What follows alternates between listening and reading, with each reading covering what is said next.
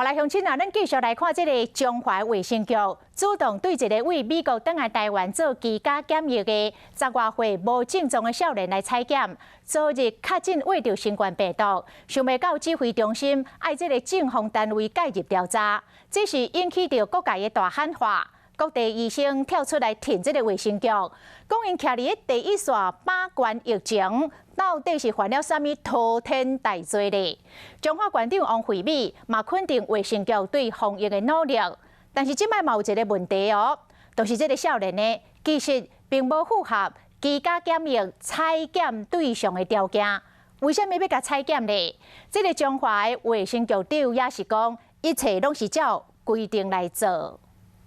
感谢大家哈，辛苦大家，辛苦大家。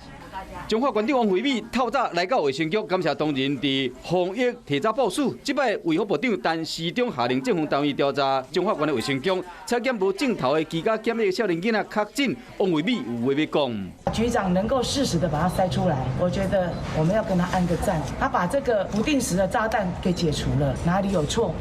这个少年囡仔8月初5返来台湾探亲，8月15居家检疫第11天，和卫生局主动采检确诊，因过一般人无镜头，14天结束就使转去。这个少年囡仔是安怎还阁进行采检？卫生局讲完全依照规定进行。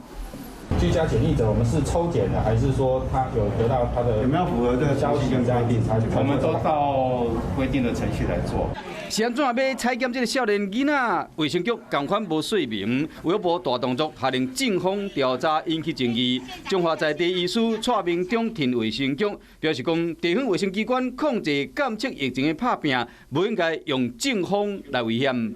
千万不要用政风来让医界产生寒蝉效应。 中央流行疫情指挥中心表示讲，这是单纯只针对个案去了解，无其他意思。